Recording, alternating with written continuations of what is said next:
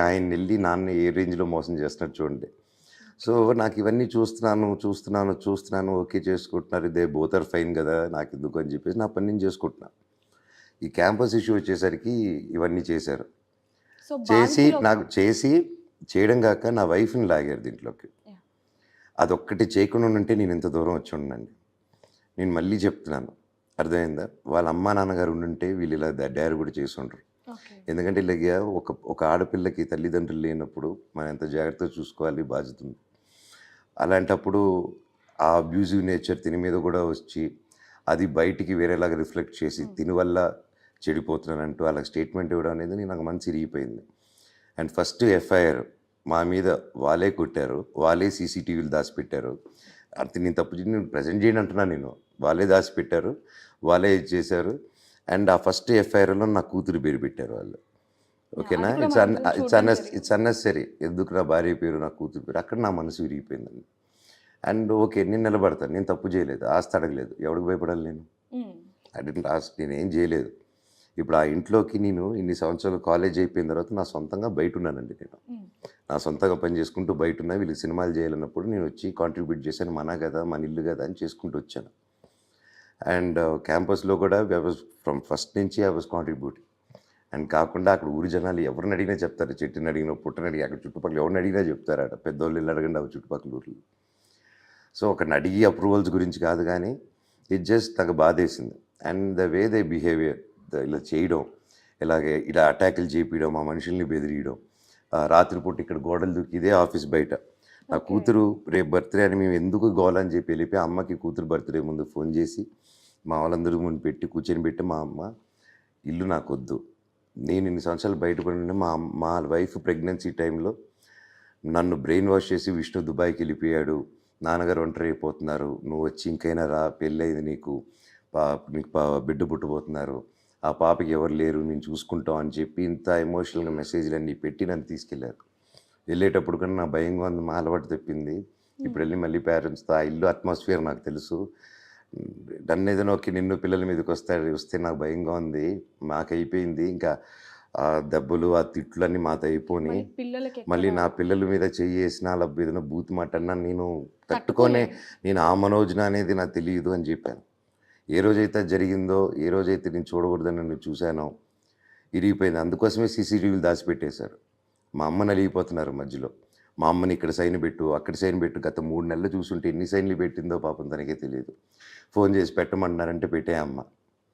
ఏముంటుంది, మా అమ్మ పేరులో ఉందని విష్ణు పేరు, విష్ణు కంపెనీకి రాసుకున్నాడు. హ్మ్. అంతే.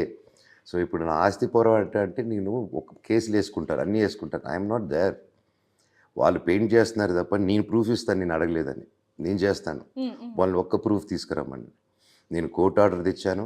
వాళ్ళు నాకు హైకోర్ట్‌లో ఆర్డర్ ఉండి పెట్టేసుకొని ఉంటే లోవర్ కోర్ట్‌కెళ్ళి లోవర్ కోర్ట్‌ని చీట్ చేసి రంగారెడ్డి డిస్ట్రిక్ట్ కోర్ట్‌ని జడ్జి గారికి తెలియకుండా ఆడికి లేదు, అది లేదు, ఇది లేదని చెప్పేసి ఆర్డర్ తీసుకున్నారు. ఓకే. మేము రాకూడదని. హ్మ్. మాకు తెలీదు, ఆ ఇంట్లోనే బ్రతుకుతున్నాం. మార్చ్ 27థ్ కూడా మాకు థ్రెట్ వస్తే, సార్ మాకు హెల్ప్ చేయండి సీఐ గురవారెడ్డి అవును. గారికి ఫోన్ చేస్తే హ్మ్. I will share that contest also. Phone చేస్తే ఆయన వెంటనే ఇంటికి ఓకే నేను స్టేడియంలో ఉన్నాను, మేము చూసుకుంటామని ఇద్దరు పంపించారు. నైట్‌లో. నైట్. యాహ్! పంపించి మళ్ళీ ఏం చేశారు వాళ్ళు, మనోజ్ అందరూ ఎవరున్నారు బయటికి రమ్మనండి అంటున్నారు. హ్మ్. నైట్ 9:30, 10కి వచ్చి మాతో ఏంటి ప్రొటెక్షన్ అంటే బయట చూసుకుని వెళ్ళిపోవాలి. మమ్మల్ని బయటికి రమ్మని నేను వచ్చేసరికి సర్రని వెళ్ళిపోయారు మా వాళ్ళని ఇంటిమిడేట్ చేస్తూ. సేమ్ ఇంట్లో ఉన్నాను. అంటే ఇద్దరు వచ్చారు బాగా హ్మ్. గుర్తుపెట్టుకోండి. నేను ఆ రోజు రేపు పిల్లలకి వెళ్తున్నాను. ముందు రోజు ఆఫీస్‌కి వచ్చి ఇక్కడే ఉండి పొద్దున పనులు చూసుకొని ఇంటికెళ్ళి సర్దుకొని ఊరికెళ్దాం అనుకున్నాం ప్లాన్. ఇక్కడికి వచ్చే ఉన్నాం. పొద్దున 5:40 ఏఎంకి. అన్ని రోజులు అక్కడ ఉన్నాం కదండీ మేము. అవును. నా మనుషులు ఉన్నారు కదా అక్కడ. హ్మ్.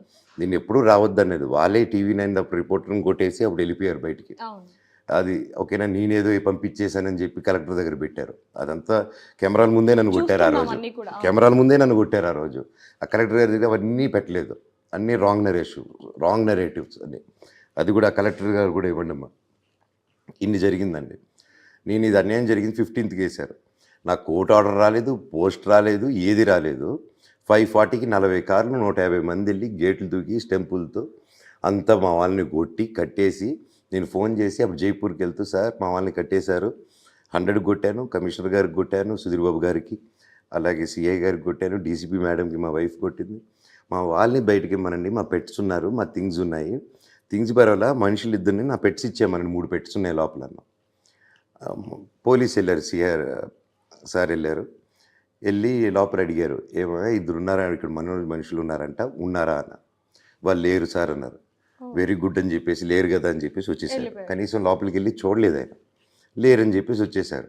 నేను ఏంటి సార్ అంటే, అక్కడ లేరంటే మనోజ్ సార్ ఉన్నారు సార్ అంటే, లేరు నేను చెప్తున్నాను కదా సార్, నేను చెప్తాను ఎక్కడ ఉంటారు వెళ్ళండి సార్ అన్నాను.